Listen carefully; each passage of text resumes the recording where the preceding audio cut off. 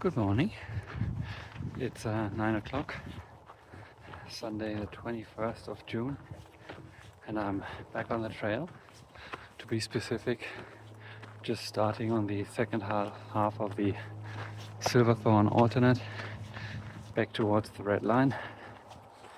Now, the last 2 days were spent with, on the one side, resupply and errands, classical town stuff, and one day I used to spread the ashes of my best friend well. Hope you understand why I kept that private, and it's back to normal trail walking again. Yes, it's currently Pride Month. Yesterday evening we went to a mountain pride event here in Silverthorne, celebrating the community and acceptance, and that was really a neat event. I don't regret going at all. Now, unfortunately, there was a little alcohol involved. I don't really feel that well this morning, and I'm also on trail a little bit later than I originally planned, and since it kicks off with a big climb to Ptarmigan Pass, I have to see how that goes. Now this next stretch, especially once I meet the red line, is probably the last really high mountain part of Colorado. I mean, the northern area after Grand Lakes around Steamboat Springs. It also is at elevations at around 10,000 feet, but nothing at 12 or 13,000 feet. So it's about 90 miles to Grand Lake, and of those 90 miles, around 45 are high up on a ridgeline, exclusively following the ridgeline. So you're very exposed up there, and I really do hope that the start of the monsoon season holds off a little longer, even if it's just a week. That would be really cool, because once this stretch is done, it's probably going to be a bit less of an issue. However, on this stretch in specific, you really don't want to be caught in bad weather up on the mountains, and in the next videos you'll see why. I just met a trail runner, came down the trail, and she asked me whether I had seen the bear with cubs, who was apparently on a meadow that I just crossed a little earlier, and she kind of backtracked on the trail and went away from it. I didn't even see anything. When I came through, I don't think there was a bear, but I also wasn't particularly paying attention, so who knows. But regardless, it's good to know that this is active bear territory, even though it's just outside of town. Alright, made it out of the tree line, and the pass is already over there on the horizon. I've now left the trail. It's ascending Ptarmigan Peak, I think it's pronounced, and it's apparently cross country now. There's a couple of cairns that roughly mark the way, but it's not really a trail anymore up to the pass. Let's see if there's a trail afterwards. Woohoo! 12 o'clock.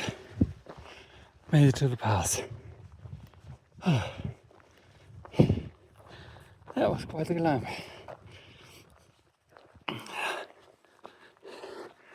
How do you pronounce that? Ptarmigan Pass? Is it a silent P? Oh, whatever. The trail continues down into this valley, and then the mountains that you see in the distance, that's where it crosses up and meets with the red line tomorrow. I've now made it to the second and last climb of today. It's another 1,500 feet, and today's really slow going. this is clearly like a low priority trail, and I think I just climbed the number 73 in blowdowns. So not only is it steep and the trail kind of is in bad quality and vanishes all the time, but if it's there, it's also covered in slowdowns. Oh, and there's 74 and 75 coming up. Made it to the top. Now it's just some contour traversing, and then pop down on the other side of the pass and descend into the valley where I'll camp tonight. Well, I say only, but it's about 5 miles left. Woohoo! That last climb was really steep. This is the last of it. Just go down to that valley. You see those zigzag serpentines up to the ridge in the distance. That's our way up to the red line. So the red line kind of goes on top of the ridge that you see back there. Back there. Well, it's 6:30 and I just got to the end of the Silverthorne alternate. So this is where tomorrow the climb up to the red line begins. There's a pretty neat camp spot here, so I think I'm just gonna, that was the plan all along. I'll camp here. And the alternate was a little more than I bargained for. It was just about 20 miles today, but those were 20 extremely slow miles. Not only the blowdowns were very slowing me down, but it's also the last part before it heads down to this valley. There were some pretty dicey traverses on the mountains. There was snow free, but regardless, they were pretty steep.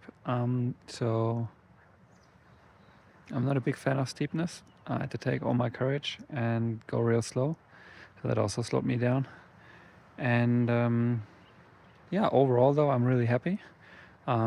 It's a fantastic hike for sure. It's really a spectacular environment, challenging, but I'm glad I did it.